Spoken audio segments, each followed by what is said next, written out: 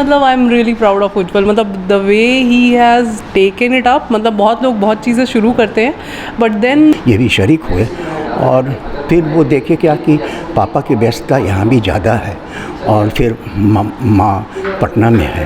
वैसी स्थिति में ये अपनी माँ के लिए, हम लोग के साथ रहने के लिए इन्होंने नौकरी से रिज़ाइन कर करके, और इनसे भी ज़्यादा श्रेय जाता है इनकी वाइफ जो हमारी बहू, वो यूके की नौकरी छोड़ी, रॉयल बैंक ऑफ स्कॉटलैंड, फिर दिल्ली में आई और यहाँ नोएडा में जिस कंपनी में थी वो भी कंपनी छोड़ी वो, और वो दोनों यहाँ आ गए। ये काम क्यों कर सकते हैं जो काम हम लोग से नहीं भी हो सकता था, तो सर के सपोर्ट से और सर के इतने अच्छे जो उनका सपोर्ट रहता है कि हाँ ये आप यू विल डू, आप कर सकते हैं ऐसा, और हमने ऐसा ये कोशिश की है और हम आगे यहाँ तक हाँ उनका साथ है आप। हाँ बिल्कुल, बड़े भाई की तरफ, ये बड़े भाई की तरह हम लोग को छोटे भाई की तरह भी मानते भी हैं।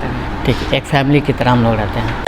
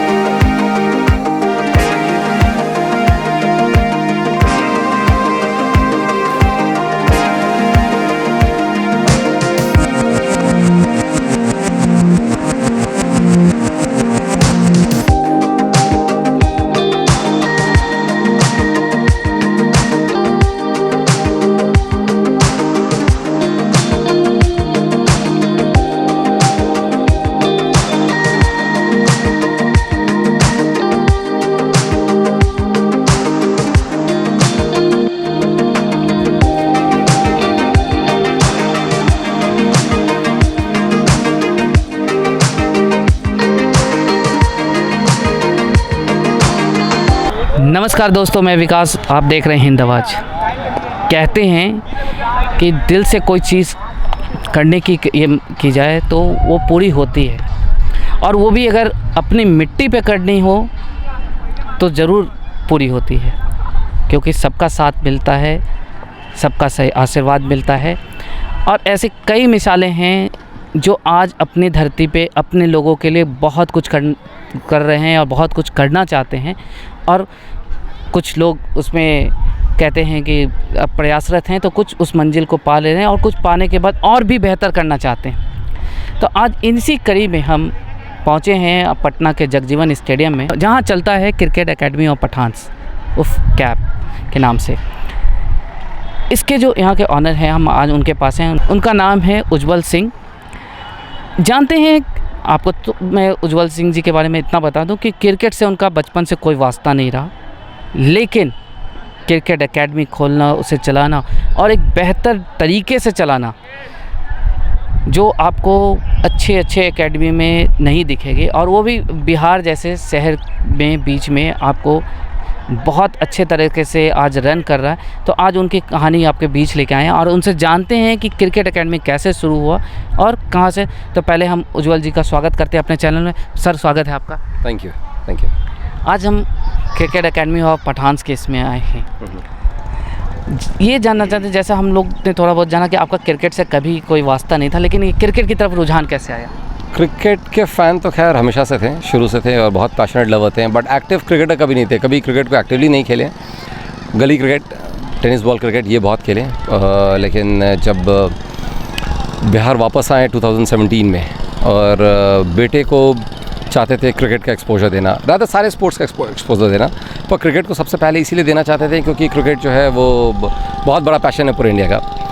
और वो देने के लिए जो हमने बेटे को ज्वाइन कराने के लिए एकेडमी ढूंढनी शुरू की, तब मुझे रियलाइज़ हुआ कि बिहार में क्रिकेट एकेडमी की बहुत कमी है और कोई भी बेहतर क्रिकेट एकेडमी एग्जिस्ट नहीं कर रही है। ख़ासकर कोई बहुत ज़्यादा इंटेंशन उस समय एकेडमी को लेकर नहीं था। मेरा बस ये प्लान था कि एक ऐसा जगह हो जहाँ अच्छी घास हो, छोटे बच्चे खेलें, उसमें भागें और दौड़ें, क्योंकि वो अभी जो कल्चर हो गया, बच्चे सोफ़े पे बैठ के और सारा समय मोबाइल पे निकालते हैं या टीवी देख के निकालते हैं, जो बहुत अनहेल्दी एनवायरनमेंट आ गया, जो हमारे समय में नहीं था 80s में और 90s में।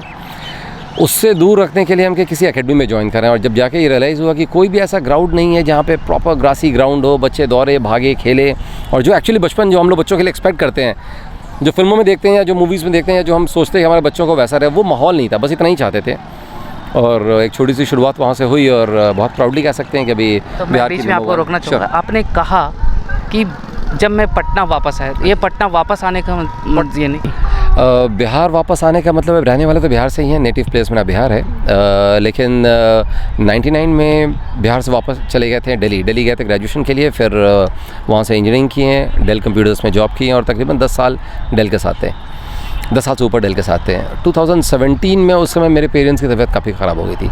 मेरी मदर वो बहुत ज़्यादा वो हार्ट पेशेंट है और उनकी तबीयत बहुत ज़्यादा बिगड़ने लगी थी। जब समय आया था कि मुझे ये डिसाइड करना था कि करियर या पेरेंट्स का लुक आफ्टर, और पेरेंट्स बहुत रेडी नहीं थे बिहार से बाहर मूव होने के लिए। जो लोग यहाँ पे 60-70 साल रह जाते हैं, उसके बाद वो बाहर के माहौल में एडजस्ट नहीं कर सकेंगे। और आईटी इंडस्ट्री कहीं भी है वो बड़े शहरों में ही है। उस समय हम नॉटिंघम में थे। नॉटिंघम इंग्लैंड में एक शहर है और इंडिया से बाहर तो सोचना भी उनके लिए मुश्किल था क्योंकि दिल्ली वो एडजस्ट नहीं कर सकते थे। तो फिर वहाँ से हम लोग पहले दिल्ली आए। हमें लगा शायद कुछ समय में दिल्ली में एडजस्ट हो जाएगा, लेकिन पेरेंट्स बिहार में ही रहना चाहते थे और उनको फोर्स करना कि वो अपने लेट 60s में अर्ली 70s में 65 साल 70 साल में वो एज में जाके वो किसी और शहर में एडजस्ट करें, उससे बेहतर हमारे लिए है क्योंकि अभी कंपैरेटिवली काफ़ी यंग है, तो हम किसी और शहर में आए। और पेरेंट्स को ओल्ड एज में उनके मन के विपरीत कुछ कराना मेरे ख्याल से गलत है। तो हमने ये डिसाइड किया कि मैं और मेरी वाइफ भी जॉब कर रही थी उस समय, और हम दोनों ने डिसाइड किया, दोनों IT में, दोनों सॉफ्टवेयर इंजीनियर है, कि हम लोग अपना जॉब क्विट करेंगे और will go back to Bihar. और बिहार में देखते हैं क्या करेंगे। कुछ ऐसा प्लान नहीं था क्योंकि हमने तकरीबन 6 महीने का समय लिया ये डिसाइड करने में कि क्या किया जाए, लेकिन बाहर से बैठ के यहाँ कुछ प्लान करना इज़ ऑलवेज वेरी टफ क्योंकि हमारा जो फील्ड है, जिसमें हमारा एक्सपीरियंस है, जिसमें हमारी एजुकेशन है, वो IT का, सॉफ्टवेयर का, वो यहाँ एग्जिस्ट नहीं करता। IT इंडस्ट्री यहाँ पे वर्चुअली नॉन एग्जिस्टेंस पे है। और यहाँ पे आना मतलब जिस सैलरी पे आप जॉब कर रहे हो वो या उसके आसपास भी कहीं यहाँ मिलेगा नहीं, तो रादर वो प्रोफाइल भी नहीं मिलेगा आपको, काम करने का वो माहौल नहीं मिलेगा। सो पॉइंट था वर्चुअल रिटायरमेंट। एक तरीके से मेरा वो रिटायरमेंट था और हाफ ऑफ द करियर में रिटायरमेंट के बाद कुछ नया करना था, तो स्पोर्ट्स शुरू हुआ। तो जैसे कि आपने बताया आप इंग्लैंड में थे जहाँ क्रिकेट का गढ़ ही कहा जाता, वो क्रिकेट की जन्मभूमि है इंग्लैंड, वहाँ से क्रिकेट लेके बिहार आना, मन में ऐसा कुछ था कि क्रिकेट वहाँ से लेके आने? वेल नहीं, इंग्लैंड में थे तो ऐसा कुछ भी नहीं था, लेकिन एक चीज़ था, जब इंग्लैंड गए थे और वहाँ पे क्रिकेट इंफ्रास्ट्रक्चर देखते थे तो ये रियलाइज़ हुआ था कि जब कभी देखिए IT इंडस्ट्री में, प्राइवेट कंपनीज़ में ये होता है कि आप रिटायरमेंट के बाद कोई रिटायरमेंट प्लान नहीं होता है, हमारे पास कोई पेंशन प्लान नहीं होता है। तो नॉर्मली IT इंडस्ट्री में 15 साल 10 साल 12 साल बिताने के बाद हर लोग यही डिस्कशन करते हैं कि यार जॉब के बाद क्या। तो मेरा हमेशा से ये एक इंटरेस्ट था कि अगर वापस जाएंगे, और ये इंटरेस्ट डेवलप हुआ था इंग्लैंड जाके देख के, कि अगर जाएंगे तो एक बहुत अच्छा सा इंफ्रास्ट्रक्चर डेवलप करेंगे स्पोर्ट्स का, जिसमें सारे स्पोर्ट्स हो, सिर्फ क्रिकेट नहीं हो, क्रिकेट तो है, वहाँ फुटबॉल का बहुत पैशन है। क्रिकेट जितना है उससे कहीं ज़्यादा वो लोग पैशनेट फुटबॉल के लिए हैं। सो क्रिकेट हो, फुटबॉल हो, हमारे यहाँ बैडमिंटन बहुत पॉपुलर है, रादर मुझे भी बैडमिंटन खेला, मेरे फादर को बहुत पसंद है, बैडमिंटन रहे, बास्केटबॉल रहे, मल्टीपल स्पोर्ट्स का एक फैसिलिटी स्टार्ट करना, ये कभी का रिटायरमेंट प्लान था। बट कभी सोचे नहीं थे कि ये चीज़ें होंगी, क्योंकि करियर इतना जल्दी छोड़ेंगे यही प्लान नहीं था। 10 साल 12 साल के एक जॉब पे अगर करियर छोड़ने का कभी प्लान ही नहीं किया था, लेकिन जब पेरेंट्स की तबीयत बिगड़ी तो हमने डिसाइड किया कि वही बेस्ट रास्ता है। जैसा कि आपने बताया IT में है, IT से बिज़नेस की तरफ आने में काफ़ी संघर्ष करना पड़ा होगा, तो किस किस तरह की तकलीफ़ें उठानी पड़ी आपको? देखिए, काम करने से काम करवाने का एक बहुत बड़ा डिफरेंस आ जाता है। आप आईटी में होते हैं, आपको पता होता है कि आपके पास एक लिमिटेड स्कोप है, आपको काम करना है। और सबसे अच्छी चीज़ क्या है आईटी या किसी भी जॉब में, कि फर्स्ट ऑफ द मंथ आपके पास एक पेचेक आएगा, आपके पास एक सैलरी आएगी, और वो आपके पास डेफिनेट आएगी, और वो सैलरी आएगी जो आपको पता है कि आपके पास क्या आने जा रही है। बिज़नेस में ये कम्प्लीटली डिफरेंट है, आपको पता ही नहीं कि 1 तारीख को आपको पता चलेगा कि आपके पास जो ये 1 महीना निकला है वो फ़ायदा रहा है, नुकसान रहा है। बहुत चैलेंजेस है आईटी में। अगर आपका टाइमिंग है मंडे टू फ्राइडे है, सैटरडे संडे ऑफ है, तो सैटरडे संडे ऑफ है, शायद वन ऑफ का भी आपको वीकेंड करना पड़ जाए, पर बिज़नेस में 24/7 आपका जॉब है, और वो आपको हमेशा करना है। क्योंकि अगर आपने एक फ़ायदा ये है कि अगर आपने आईटी में 10 घंटे की जगह 18 घंटे भी काम किया है, सैलरी वही मिलनी है जो आपके डिसाइडेड है। बट बिज़नेस आपका है, आपने जितना खून पसीना लगाया आपको उतना बेनिफिट मिलेगा। तो पॉजिटिव्स भी हैं और नेगेटिव्स भी है। तो जैसा जब आप इंग्लैंड छोड़ने का प्लान बनाया, दिल्ली आए, दिल्ली से भी छोड़ के बिहार आने का, तो पेरेंट्स का क्या उस समय रोल ये रहा? क्योंकि आपने तो कहा कि पेरेंट्स के लिए ही छोड़ा, लेकिन कोई भी पेरेंट्स ये नहीं देखता कि मेरा बच्चा आज, वो बहुत गर्व से कहते हैं विदेश में है या आईटी सेक्टर में इंजीनियर है, उसमें आकर पेरेंट्स के बीच क्या मतलब कहना? सही है, ये बिल्कुल सही है। उनका कोई भी पेरेंट नहीं चाहते हैं, क्योंकि बहुत प्राउडली कह रहे थे कि बेटा इंग्लैंड में और वहाँ जॉब कर रहा है और डेल में है, और डेल बहुत रेप्यूटेड कंपनी है, तो वो चीज़ें उनके लिए वो हमेशा बहुत प्राउड फील करते थे। तो ये हमारा, और ये सिर्फ मेरा ही पेरेंट्स का ही नहीं, ये बहुतों का मानना था कि ये एक रिवर्स माइग्रेशन मेरा हो रहा था। नॉर्मली माइग्रेशन जो होता है, लोग पटना या बिहार या छोटे शहर से कहीं से चाहते हैं कि वो बड़े शहरों में जाके जॉब करें, दिल्ली वगैरह में, और वहाँ से उनकी कोशिश होती है कि अगर उनको कहीं अब्रॉड में अपॉर्चुनिटी मिल जाए तो ज़्यादा बेहतर है। लेकिन मेरा क्या था, वो रिवर्स माइग्रेशन होना शुरू हो चुका था। वहाँ पे कंपनी के साथ ये हो रहा था कि अगर वापस आ जाएं दिल्ली तो मेरे लिए इजी होगा पेरेंट्स का लुक आफ्टर करना, और दिल्ली के बाद जॉब क्विट करके पटना आना ताकि बेटर लुक आफ्टर उनका हो सके।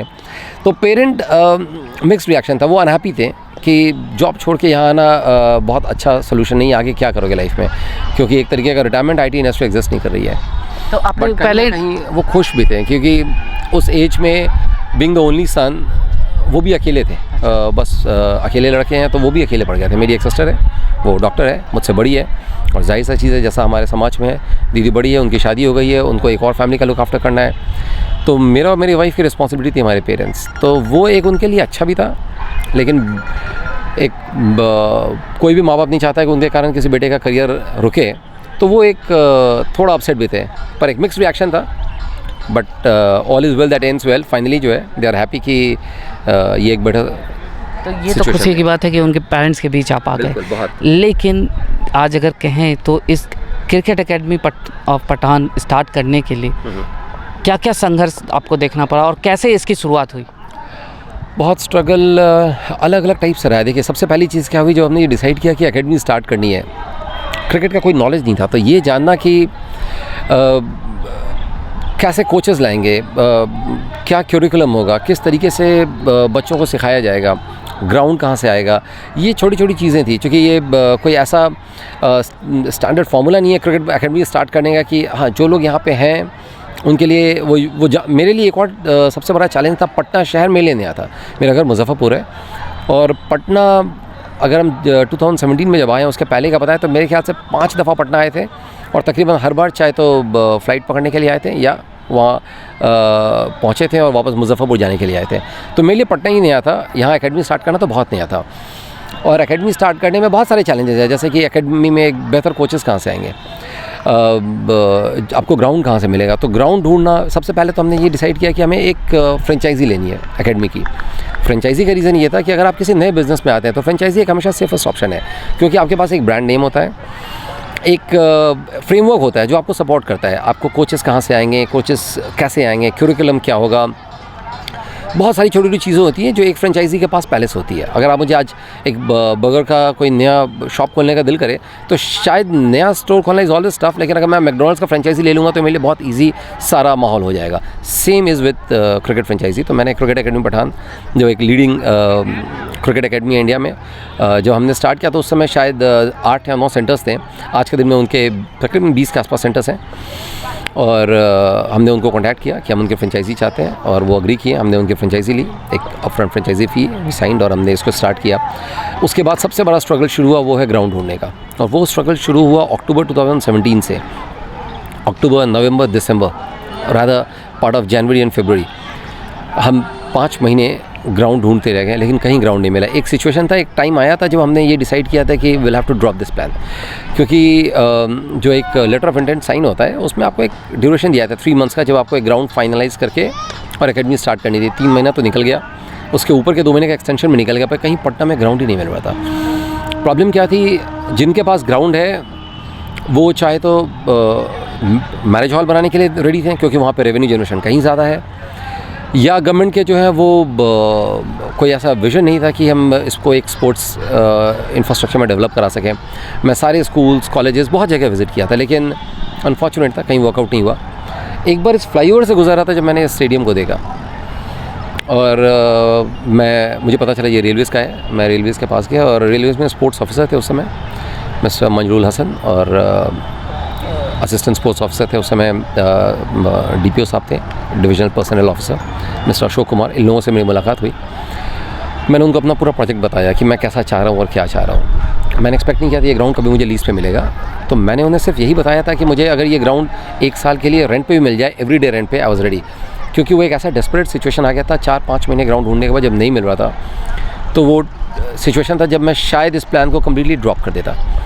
और जब मुझे ये एक होप मिला तो मुझे लगा, उस समय ग्राउंड की हालत बहुत ख़राब थी। अगर कभी मेरे पास कोई फोटोग्राफ है मैं आपके साथ शेयर करूं, घास का तिनका नहीं था, पूरा बिल्कुल बंजर था, और दूसरा जो कहीं घास था उस आधे में कीचड़ था, पानी था, ये बहुत बुरे हाल में ग्राउंड था। सो क्रिकेट ग्राउंड नहीं कह सकते थे, बट फिर भी मैं रेडी था कि इसको डेवलप कराऊंगा, क्योंकि वो एक कॉन्फिडेंस था कि लेंगे तो उसको शुरू कर लेंगे, बस मिले तो सही पहले कुछ। उनने बहुत सपोर्ट किया, जो रेलवेज़ के ऑफिसर्स थे। मुझे DRM सर से मिलाया, एक प्रॉपर मीटिंग हुई, और उनके बाद उन्होंने रादर, वो एक समय था जब वो भी ढूंढ रहे थे इस स्टेडियम को किसी ऐसी कंपनी, किसी ऐसे एंटिटी को देना जो इसको डेवलप कर सके। ये बहुत बदतर स्थिति में था, कोई ड्रेनेज सिस्टम नहीं एग्जिस्ट कर रहा था, और हम ढूंढ रहे थे ग्राउंड। तो ये एक ऐसा था, विन विन सिचुएशन दोनों के लिए था। और उसके बाद एक पूरे प्रोसेस के थ्रू ये ग्राउंड आया, और आप देख रहे हैं अभी सिचुएशन। तो अच्छा, ये तो ग्राउंड की बात, लेकिन जैसा उस समय तो ये भी डर आएगा, क्योंकि बिहार में क्रिकेट एक लंबे समय तक लड़ाई लड़ रहा, और आज भी लड़ रहा है, अभी भी लड़ रहा है, बच्चे टैलेंट होते हुए भी बाहर। तो ये डर भी मन में आया था कि नहीं, कि हम अगर एकेडमी शुरू कर रहे हैं तो हम बच्चों को खिलाएंगे कैसे, उनको बाहर भेजेंगे कैसे, ये तो वही सब था। जो सबसे बड़ा डर आया था, जब आप बड़ी एकेडमी शुरू करते हैं और बड़ा इन्वेस्टमेंट करते हैं, तो बड़ा इंफ्रास्ट्रक्चर, अच्छे कोचेज़, बेहतर फैसिलिटी डालने के पीछे ज़्यादा इन्वेस्टमेंट होता है, तो फीस ऑटोमेटिकली उस एकेडमी की, उस फैसिलिटी की बढ़ जाती है। अगर आप चूँकि वो कॉस्ट कहाँ से आएगा, बच्चों की फ़ीस से ही आएगा। तो अगर आपने इंफ्रास्ट्रक्चर बड़ा किया है तो फ़ीस ज़्यादा आएगी। और हमारे पास सबसे बड़ा कंसर्न ये आया था उस समय, पटना में जितनी भी एकेडमी है, बिहार में कहीं भी जो भी एकेडमी चल रही थी, उनका फ़ीस स्ट्रक्चर 500 रुपये, 400 रुपये, 300 रुपये और 600 रुपये था। बट 500 रुपये, 600 रुपये में, और हमारी एकेडमी हमने इसको शुरू की, तो जो हमारा कॉस्ट इन्वॉल्व था उसके हिसाब से 3500 पर मंथ से नीचे हम फ़ीस रख ही नहीं सकते थे। और 3500 मतलब आप अपने नियरेस्ट कॉम्पिटिटर 7 टाइम्स ज़्यादा चार्ज करने वाले हैं। तो जाहिर सा चीज़ है, बहुत बड़ा फेयर था कि ये वर्क करेगा या नहीं वर्क करेगा, क्योंकि हम कुछ ऐसी चीज़ स्टार्ट कर रहे हैं। स्पोर्ट्स को हमेशा हमारे यहाँ एक्स्ट्रा करिकुलम एक्टिविटी माना गया, इसको एक प्रॉपर बच्चे को स्पोर्ट्समैन बनाया जाए, उसके पीछे लोग नहीं आते। वो एक्स्ट्रा करिकुलर है, बच्चे पढ़ाई कर रहे हैं, साथ में एक्स्ट्रा क्या करेंगे, स्पोर्ट्स करेंगे, ये चीज़ आ रही है। बट प्रॉपर अब माहौल चेंज हो रहा है, अब गार्जियन चाहते हैं। मेरे पास बहुत सारे छोटे बच्चे हैं जिनके पेरेंट्स उनको एडमिशन ही कराए हैं क्रिकेटर बनने के लिए, उनकी पढ़ाई एक्स्ट्रा चल रही है, स्पोर्ट्स में मेन है। बट जब हमने शुरू किया था हमारे पास फियर था क्या ये माहौल होगा, क्योंकि 2017 तक तो बिहार क्रिकेट में अप्रूवल ही नहीं था, 2018 में वो आया, हमने 2017 में इसको स्टार्ट किया था। तो ये आपने सही बोला है, उस समय फियर था कि शायद ये एकेडमी हमारी बंद हो जाए या कभी ये चले ही नहीं, हम जब उसको जो हमने इन्वेस्टमेंट लगाया वो शायद डूब जाए। But I was ready for everything, क्योंकि ऑलरेडी बहुत बड़ा रिस्क लिया था, तो ये एक और रिस्क कोई बहुत मैंने I was ready to take it, मैं तैयार था कि इसको लूँगा और करके देखते हैं। बहुत होपफुल था, क्योंकि शुरू करने के पीछे जैसे मैंने बताया, जब मैं एकेडमी ढूंढ रहा था और मुझे मेरे बेटे के लिए बेहतर एकेडमी नहीं मिल रही थी, तो इसको शुरू किया। आई वॉज वेरी श्योर कि ऐसे बहुत सारे गार्जियन होंगे वो भी ढूंढ रहे होंगे। अब हर आदमी शुरू नहीं कर पाता है, तो मुझे ऐसा लगता था कि अगर मेरे जैसे 100-150 गार्जियन और मिल जाएंगे तो शायद मेरा काम हो जाएगा, क्योंकि अगर मुझे इस किस्म की एकेडमी मिली होती तो शायद मैं कभी इस फील्ड में आया नहीं होता, वो ज़रूरत नहीं आती। जैसा कि ये तो हुआ कि एक डर था कि मान्यता है नहीं इसके बाद, लेकिन उसके बाद भी एक चैलेंज आया होगा कि पटना में पहले से भी कई एकेडमीज रन करते जहाँ बहुत सारे बच्चे खेले, पटना के एकदम बीचों बीच हाट में रहते हुए। उसी दौरान धोनी की भी एकेडमी यहाँ खुल गई, तो उससे कंपटीशन कैसे लिया आपने फिर? धोनी की एकेडमी जब खुली तो बड़ा मिक्स रिएक्शन था हमारा, क्योंकि मैं बहुत खुश भी हुआ था और दुखी भी हुआ था। खुश इस बात से हुआ था कि क्रिकेट जिस लेवल में मैं सोचता एक्सपेक्ट कर रहा था कि बिहार में आना चाहिए, वो आना शुरू हो गया था। धोनी एकेडमी शुरू हुई थी बिहार के सबसे खूबसूरत ग्राउंड पे, सबसे खूबसूरत स्टेडियम ऊर्जा stadium, better location, heart of the city में शुरू हुआ था, और बहुत अच्छी बेहतरीन फैसिलिटी के साथ वो स्टेडियम पहले से बना हुआ था जो उनको मिला था। तो ये तो एक बहुत अच्छी चीज़ थी कि वो एक एकेडमी शुरू हुई है, तो मुझे लगा था चलो एक माहौल क्रिकेट का कम से कम डेवलप हो रहा है, तो ये अच्छी चीज़ थी। लेकिन ड्रॉबैक क्या था, जो हमारा फेयर था वो ये था, पहला तो फ़ीस, वो डेफिनेटली फ़ीस स्ट्रक्चर में हमसे उनका कम था, तो हमें लग रहा था कि यार एक बहुत बड़ा ब्रांड, बहुत बेटर लोकेशन पे और बहुत खूबसूरत फैसिलिटी के साथ, वो शायद हम उनसे ज़्यादा चार्ज कर रहे हैं, क्या हम सक्सेसफुल होंगे? तो ये एक डर था। लेकिन एक एकेडमी, किसी भी एक एकेडमी का कितनी कैपेसिटी होगी, 200, 400, 500, 700, 1000, उसके बाद तो नहीं ले पाएंगे। लेकिन पटना जिस तरीके से डेवलप हो रहा है, सीखने वाले बच्चों की कमी नहीं है। ये 500, 1000 या 2000 या जो भी हम नंबर कह रहे हैं, ये कहीं एग्जिस्ट नहीं कर रहे हैं, इनसे कहीं ज़्यादा होगा।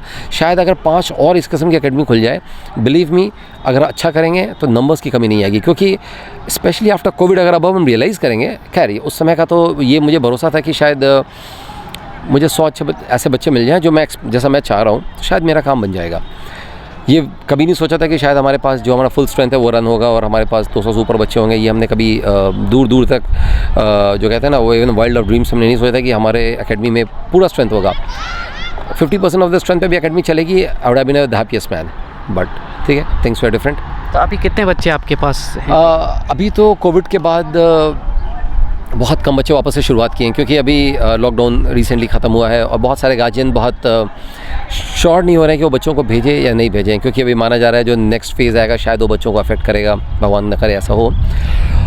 तो इस कारण से नंबर्स आज के टाइम पे काफ़ी ड्रॉप होंगे, क्योंकि अभी वापस से अप्रूवल मिले ही ये 1 महीना भी नहीं हुआ है। तो अभी मेरे ख्याल से हमारे पास 50-60 बच्चे होंगे जो अभी हैं। लेकिन अगर हम बिफोर कोविड का बात करेंगे तो हमारे पास नंबर्स 200 to 250 वो हमारे पास स्ट्रेंथ था। 250 हमारा मैक्सिमम स्ट्रेंथ है, रादर 200 हमारा मैक्सिमम स्ट्रेंथ है, बट 250 साइज़ इसलिए लेके चलते हैं क्योंकि कभी भी 100% ऑफ अटेंडेंस क्रिकेट में पॉसिबल नहीं होता है।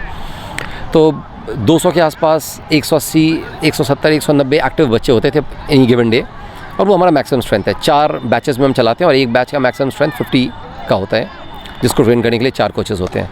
अभी जो फैसिलिटीज़ आप क्या क्या जो अदर्स एकेडमीज़ की अपेक्षा या उनके समलम कोई फैसिलिटीज़ क्या क्या हम यहाँ मिल रही?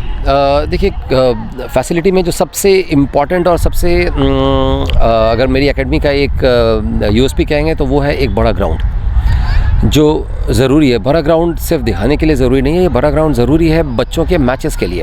अगर अभी आप देखेंगे बच्चों के मैचेस हो रहे थे, अगर हमारे पास बड़ा ग्राउंड नहीं होगा तो बच्चे खुल के खेल नहीं पाएंगे। छोटे ग्राउंड में उनके प्रैक्टिस नहीं हो सकती है, छोटे बच्चों की हो सकती है, लेकिन हमारा विज़न है बच्चे स्टेट ही नहीं नेशनल लेवल तक खेलें, तो आपको वो माहौल बड़ा ग्राउंड का शुरू से देना होगा।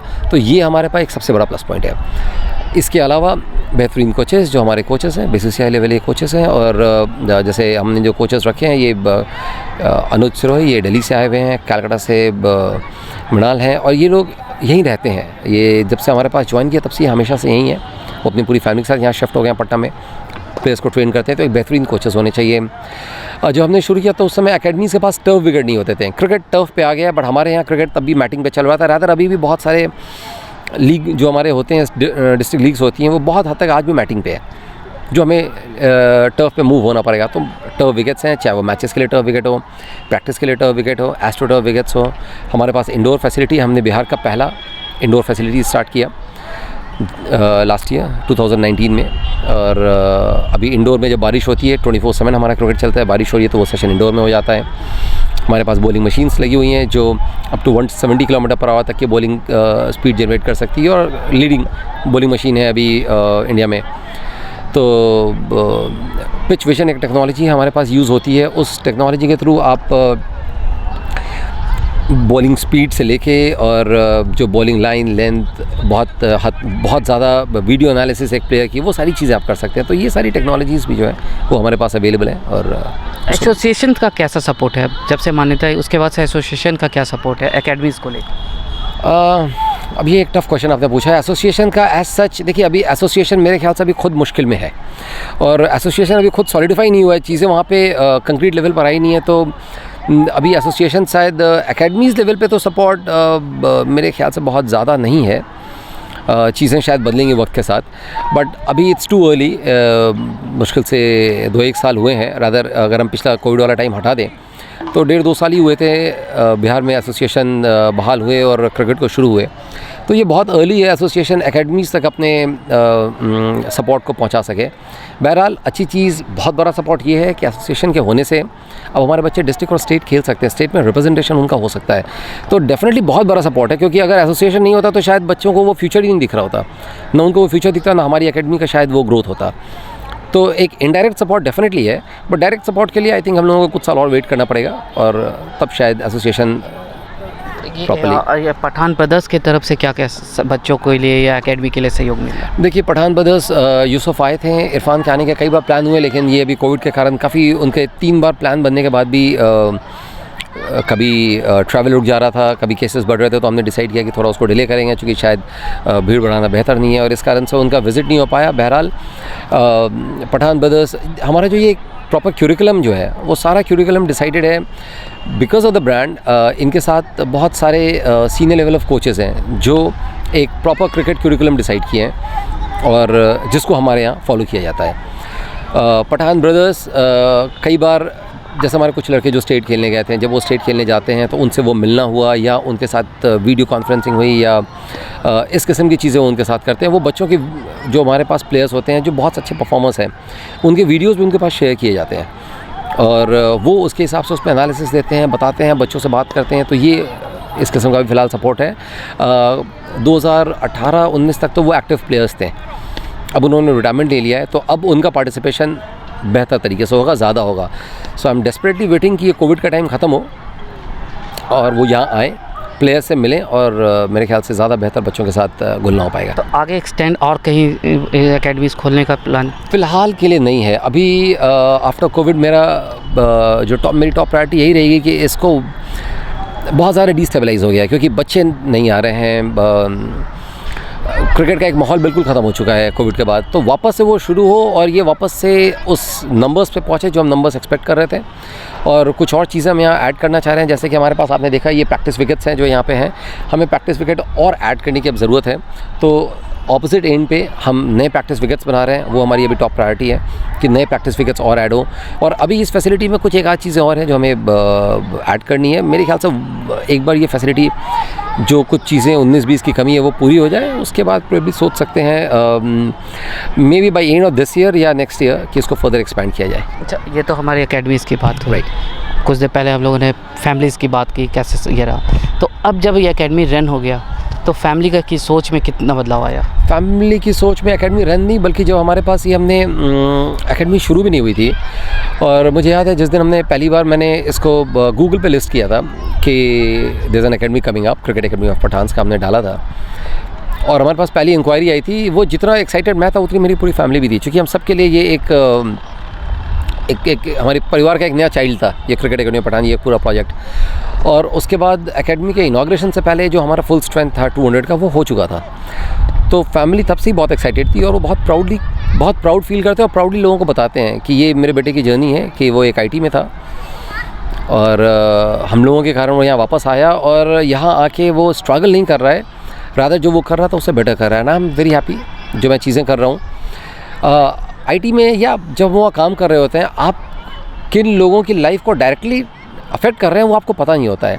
मुझे यहाँ पता चलता है जब मैं बच्चों से मिलता हूँ, उनका वो लव अफेक्शन, उनके पेरेंट्स से मिलता हूँ, और उनके पेरेंट्स का वो, बहुत बच्चे हैं जो स्टेट खेले हैं, और उनके पेरेंट्स का जब वो जो उनकी फीलिंग देखते हैं या बच्चों की देखते हैं कि उनका वो जो ड्रीम था वो अचीव करने में हमने कहीं सपोर्ट किया है, वो फीलिंग है जो एक्सप्लेन नहीं किया जा सकता है। तो अब देखिए, मनी इज़ वन थिंग, आप जॉब में भी कमा रहे होते हैं, आप यहाँ भी कमा रहे होते हैं, लेकिन आप जिन लोगों की लाइफ को डायरेक्टली अफेक्ट कर रहे हो, अगर आपको दिख रहा है तो वो आपको बहुत मोटिवेट करता है टू डू इट बेटर। तो मेरी फैमिली भी इस चीज़ को फील करती है, और रादर दे चेरिश, उनको अच्छा लगता है कि ये डिसीजन जो था, जो शायद हमें लगा था कि ये डिसीजन अच्छा नहीं है, बट ये डिसीजन काफ़ी बेहतर था। तो उज्ज्वल जी, आज लास्ट हमें इस बातचीत को विराम देने से पहले ये चाहते कि बिहार से जो युवा पलायन करने का जो होता है कि बिहार में रोज़गार नहीं या पलायन करेंगे तो काम, तो उनके लिए कोई मैसेज कि आप देना चाहें जो आप अपने से तजुर्बे से हासिल किए? बिल्कुल, और हम चाहेंगे कि एक चीज़ तो बिहार के युवा, या देखिए मेरे काफ़ी सारे फ्रेंड्स हैं, फ्रेंड सर्कल है, और जितने भी हैं हमारे एज के,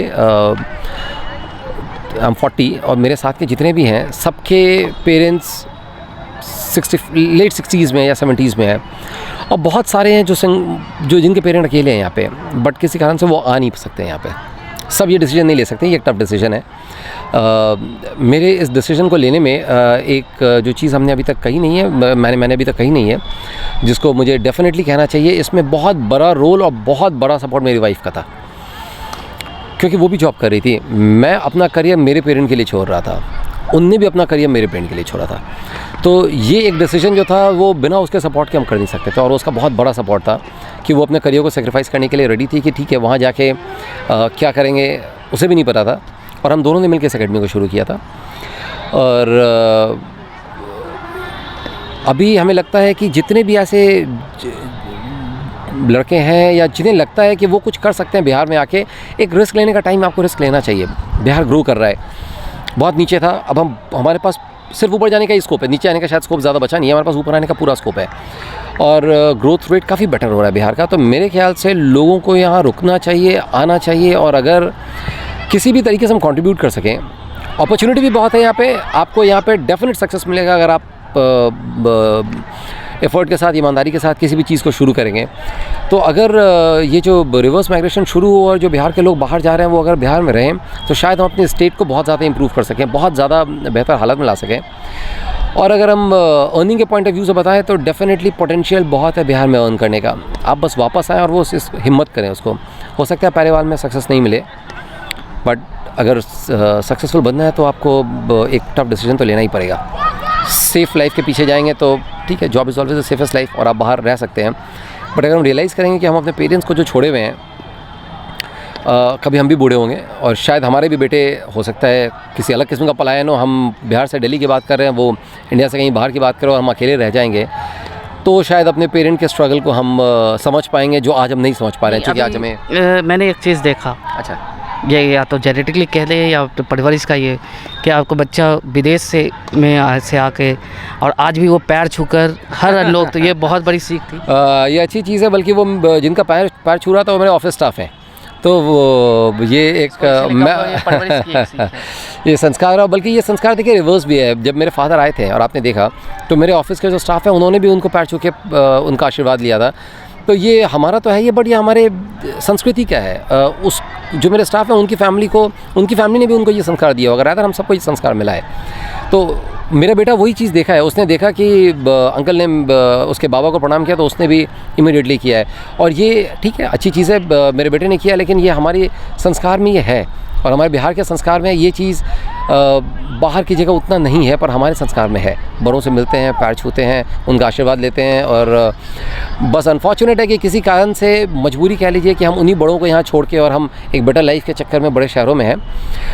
बट अगर आपके पास अपॉर्चुनिटी है तो वापस आएँ अपने शहर में, अपने पेरेंट्स के पास, और बहुत अपॉर्चुनिटीज़ है। आप ट्राई करेंगे तो definitely you can be successful. बोलिए, आपसे बात करके बहुत ही चीज़ सीखने और हमारे व्यूअर्स को भी बहुत चीज़ सीखने का मौका मिलेगा।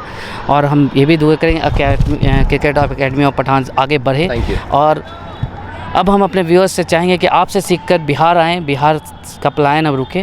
बिल्कुल, तो please. फिर ठीक है। Thank you. तो जैसा बताया भैया ने कि उज्जवल जी ने कि जॉब जब छोड़ा उन्होंने नॉटिंघम का, और ये डिसीजन किया वो घर वापस जाना है, पहले दिल्ली, फिर वहाँ भी छोड़कर पटना आना, तो उस समय क्या आपने क्या ये किया? आई थिंक जिस सिचुएशन में हम लोगों ने छोड़ा था तो वो सिचुएशन ऐसी थी ही नहीं कि हम लोग डबल माइंड चले, हम लोग ये सोचे कि हमारे पास कोई और ऑप्शन नहीं था, because he is the only son. And उस टाइम पे मेरी mother in law was really not well, and उनको चाहिए था कि कोई यहाँ पे आके सारी रिस्पॉन्सिबिलिटी उठाए, उन लोगों को फ्री करे, मतलब इन अ रियल सेंस एक रिटायरमेंट उन लोगों को दे। सो फॉर दैट हमारे पास मतलब ऐसे कोई चॉइस नहीं था। बट देन अगेन, क्योंकि मेरा ऑलमोस्ट 12 ईयर का इक्विवेलेंट करियर था, मतलब मैं भी सॉफ्टवेयर इंजीनियर थी, तो मेरे लिए भी था, तो मेरे लिए बहुत टफ था ये सोचना कि पटना में, क्योंकि ऐसी कोई इंडस्ट्री नहीं है एंड मेरा कोई ऐसा प्लान नहीं था कि I will go into some startup, और ये वो कभी सोचा ही नहीं था। मतलब इट वाज सो रैंडम और स्पॉन्टेनियस कि वो सोच पाना पॉसिबल ही नहीं था।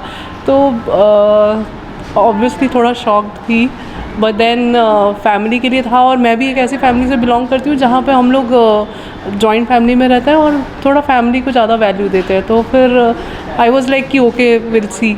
आज एकेडमी को लेके क्या करना है? आज एकेडमी अच्छा रन कर रहे, तो आज क्या कहना है? आज क्या करना है? नहीं, क्या कहना है इसके एकेडमी? एकेडमी मतलब I am really proud of Ujjwal, मतलब the way he has taken it up. मतलब बहुत लोग बहुत चीज़ें शुरू करते हैं, बट देन जो पूरा अपना बैकग्राउंड स्टडी और उसके अंदर घुस करके बीइंग, मतलब not from being a cricketer background या कुछ भी, उसके बाद भी सारा कुछ, मतलब literally I have seen him spending so much time on YouTube और बाकी सारे ब्लॉग्स पढ़ना और जानना कि चीज़ें कैसी होती है। टेक्निकलिटी में घुस गए, मतलब अभी वो कोचेस के साथ भी कोरिलेट कर पाते कि वो सही सिखा रहा है या कुछ और सिखा रहा है। सो दैट वेज मतलब ना, studying your own business is again मतलब आर्ट, और वो शायद मेरे में नहीं था, बट मतलब he is doing really well with that.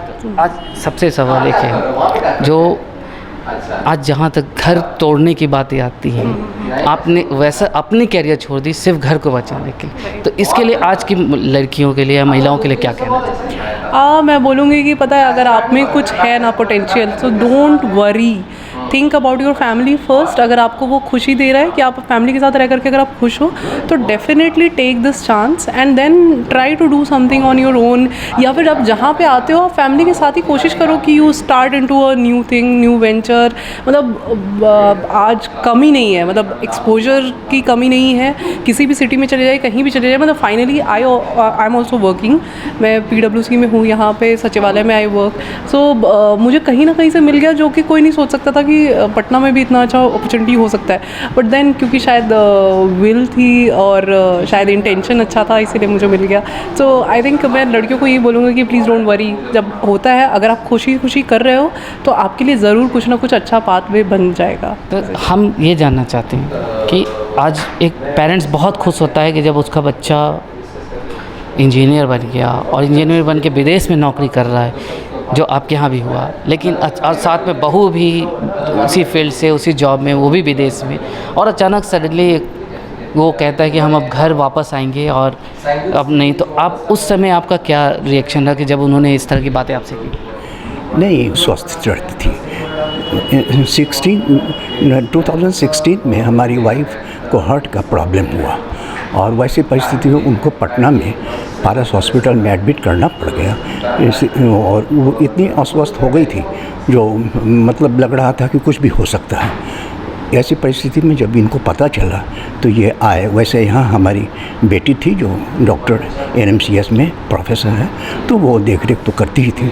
जब ये वापस आए यहाँ तो देखे कि माँ की स्थिति, फिर इनको यहाँ से वो ले गए दिल्ली, और वहाँ मेदांता में उनका जांच वाच करवाए। और फिर डॉक्टर ने कहा कि नहीं, जिस तरह से पटना में इलाज चल रहा था, लाइन ऑफ ट्रीटमेंट, वही यहाँ भी होगा। तो वहाँ रह करके भी करा सकते हैं और यहाँ रह करके भी। तो ऐसी परिस्थिति में यहाँ आना वो ज़्यादा ठीक समझी वाइफ, उनकी माँ, तो पटना में ही हुआ। मगर 2017 में एक हमारे मुजफ्फरपुर के हम रहने वाले हुए। अब मुजफ्फरपुर में चूँकि महात्मा गांधी 1917 में मेरे घर पर ही ठहरे थे, और चंपारण सत्याग्रह आंदोलन की रूपरेखा हमारे घर से ही तैयार हुई थी। तो गवर्नमेंट की तरफ से ये था कि चूँकि महात्मा गांधी गया बाबू के घर पर ठहरे थे, इसीलिए यहाँ पर एक कार्यक्रम हो शताब्दी वर्ष का। तो ठीक उसी तरह का हेरिटेज वॉक कराया गया, जिसमें महात्मा गांधी एक बने थे, और जो उस वक्त थे उन सब की भूमिका में अलग अलग लोग थे। तो ये कार्यक्रम जो हमारे घर पर हुआ, तो उसमें ये भी आए, ये भी शरीक हुए। और फिर वो देखे क्या कि पापा की व्यस्तता यहाँ भी ज़्यादा है, और फिर माँ पटना में है। वैसी स्थिति में ये अपनी माँ के लिए, हम लोग के साथ रहने के लिए, इन्होंने नौकरी से रिज़ाइन कर करके यहाँ चले आए। जबकि पटना UK में ये जिस कंपनी के लिए काम कर रहे थे और जो इनके क्लाइंट्स थे वो इनसे इतने खुश हुआ थे, जो इनको जिस जो कंपनी में थे इससे अधिक सैलरी दे करके इनको वो अपने कंपनी में यूके में रखना चाहते थे और अधिक से अधिक सुविधा देने के लिए। और वो बताते भी थे कि चूँकि आपकी पत्नी यहाँ already royal bank of Scotland में है और आप यहीं रह जाइए, तो इन्होंने उनसे कहा, इनकार कर दिया। उनका मुख्य यही था कि मैं अकेला लड़का हूँ, पेरेंट्स हमारे माँ बाप वहाँ रह रहे हैं, वैसी परिस्थिति में अगर हम यूके की कंपनी में काम करेंगे तो मुझे वहीं रहना पड़ जाएगा और वैसे डेल में रहने पर फिर ट्रांसफ़र मेरा होगा और मैं इंडिया वापस आ सकता हूँ, अपने पेरेंट्स के बीच रहूँगा। जब इंडिया वापस आए और जब ये परिस्थिति उनकी माँ के साथ हुई और हम भी अकेला महसूस कर रहे थे, हमको भी सपोर्ट चाहिए था, तो वो हमने इनसे कभी नहीं कहा, लेकिन इन्होंने फ़ील किया कि नहीं, इसमें मदर फादर को अभी हमको सहयोग देना है। और यही सोच करके इन्होंने इतनी अच्छी नौकरी 15 साल 14 साल तक वो नौकरी जॉब किए, प्रोजेक्ट मैनेजर थे, और फिर भी इन्होंने नौकरी छोड़ दिया। और इनसे भी ज़्यादा श्रेय जाता है इनकी वाइफ, जो हमारी बहू, वो यूके की नौकरी छोड़ी, रॉयल बैंक ऑफ स्कॉटलैंड, फिर दिल्ली में आई और यहाँ नोएडा में जिस कंपनी में थी वो भी कंपनी छोड़ी वो, और वो दोनों यहाँ आ गए। यहाँ आने के बाद चूँकि इनका इंटरेस्ट बचपन से ही स्पोर्ट्स से जुड़ा रहा है, वैसे भी कहा जाता है कि जॉब सेटिस्फैक्शन तो सबसे ज़्यादा ज़रूरी है, तो इन्होंने एक एकेडमी, स्पोर्ट्स एकेडमी खोला और उसी स्पोर्ट्स एकेडमी के तहत इन्होंने यहाँ पर तो क्रिकेट एकेडमी। आज प्राउड फील होता है कि चलो जो छोड़ा, लेकिन आज बिल्कुल प्राउड फील हो रहा है। और सबसे बड़ी बात है कि हमको ये लग रहा है कि जो हम देखते हैं समाज में, बच्चे अगर घर से निकल जाते हैं यूके, यूएसए, ऑस्ट्रेलिया, कनाडा, जहाँ भी जाते हैं, फिर वो वापस अपने पेरेंट्स को मोबाइल और टेलीफोन पर ही बात करते हैं, कभी सोचते भी नहीं है कि उनके लिए हम कुछ करें, अधिक से अधिक वो पैसा भेजते हैं। लेकिन इन्होंने जो किया वो एक उदाहरण के लिए है। घर मकान बनाने में एक पिलर का भूमिका होता है, तो आपकी एकेडमी के मुख्य पिलर जैसे आपने बताया ये दो साथ खड़े हैं, मंतोष और राकेश जी। ये लोग हमारे साथ जुड़े थे डे 1 पे, जब हमने बिल्कुल शुरू किया था इस एकेडमी को बनाने का प्लान।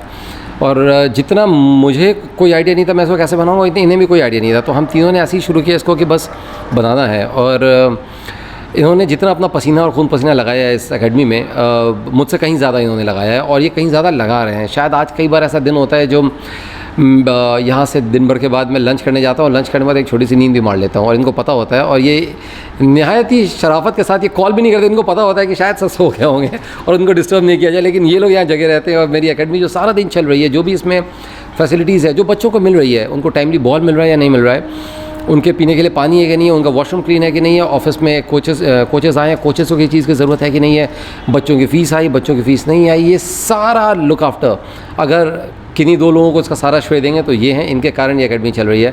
और इनके लिए कितना भी थैंक्स। मेरी बहुत बड़ी टीम है। विशाल हमारे साथ बहुत लेट ज्वाइन किया है, और ये जो स्टोर चल रहा है इसमें अभी हम इसको ऑनलाइन भी लेकर आए हैं, और हमने अपना ई-कॉमर्स वेबसाइट बनाया है, और उसमें सारा रोल ये बिज़ी है विशाल। लेकिन ये सारा सपोर्ट है, और ये दो मेन पिलर्स हैं, और बाकी हमारे पास सपोर्ट स्टाफ तो और भी बहुत सारे हैं। अगर हम कोचिंग स्टाफ को हटा दें, क्योंकि कोचेस जो हैं उनका भी डेफिनेट बहुत बड़ा रोल है बच्चों को शेप करने में, लेकिन अगर इस फैसिलिटी का मैनेजमेंट, ये सारी चीज़ें देखनी है, they are the ones. Thank you. क्या कहना है आपको अपने एकेडमी और अपने बॉस को लेकर? उन्होंने जो हमारे सर का बहुत हम लोग को जो सपोर्ट मिलता है, हमारे सर के कारण मिलता है, और ये अगर इतना बढ़िया सपोर्ट जब दिए हम लोग को, तब हम लोग को ये ऐसा लगा कि हाँ, अब हम लोग ये काम को कर सकते हैं, जो काम हम लोग से नहीं भी हो सकता था। तो सर के सपोर्ट से, और सर के इतने अच्छे जो उनका सपोर्ट रहता है कि हाँ, ये आप यू विल डू, आप कर सकते हैं ऐसा, और हमने ऐसा ये कोशिश की है, और हम आगे यहाँ तक सब सर का आशीर्वाद है। मतलब कह सकते हैं कि उनका सपोर्ट ही हम लोगों हाँ, हम लोगों को आगे एनर्जी है, एनर्जी देता है। हाँ। आप क्या कहना चाहेंगे? जैसे डे 1 से हम स्टार्ट किए हैं, उस समय से जो सर का सपोर्ट है, जो हम लोग को यहाँ लगता नहीं है कि हम किसी दूसरे के अंडर में काम कर रहे हैं। हम लोग एक फैमिली की तरह रहते हैं। जो भी काम है हम लोग को तीनों को मिल करके या तीनों कोई डिसीजन ले करके तब कोई काम को आगे बढ़ाते हैं। तो और ये इस तरह से हमारे एकेडमी जो है कैप एकेडमी हो गया, न्यू कैट स्पोर्ट्स हो गया, ये सब यहाँ के स्पोर्ट्स हो गया, इंडोर फैसिलिटी हो गया, सारे चल रहे हैं। मतलब कह सकते हैं कि एक बड़े भाई की तरह आपके ऊपर विश्वास उनका साथ है आप। हाँ बिल्कुल, बड़े भाई की तरफ, ये बड़े भाई की तरह हम लोग को छोटे भाई की तरह भी मानते भी हैं। ठीक है, एक फैमिली की तरह हम लोग रहते हैं। तो आपने उज्जवल जी को सुना, इनके संघर्ष को भी सुना, इस एकेडमी को स्टार्ट करने का भी सुना, तो परिवार से भी क्या सीख मिलती है, परिवार कितना इम्पोर्टेंस है, उन्होंने अपनी बातों में बताया कि हम भी कभी बूढ़े होंगे, हमारे भी बच्चे पलाएंगे, तो आज परिवार को छोड़ के नहीं। और रही बिहार की बात, तो बिहार में पोटेंशियल बहुत है, आगे बढ़ सकते हैं। मैं क्रिकेट की ही नहीं बात करता, वो अदर फील्ड में आए, और मैं सारे युवाओं को ये कहूँगा कि वो आगे के बिहार की तरक्की में अपना योगदान दे। तो मैं कैमरामैन श्रवण के साथ विकास, हिंद आवाज़ से, धन्यवाद।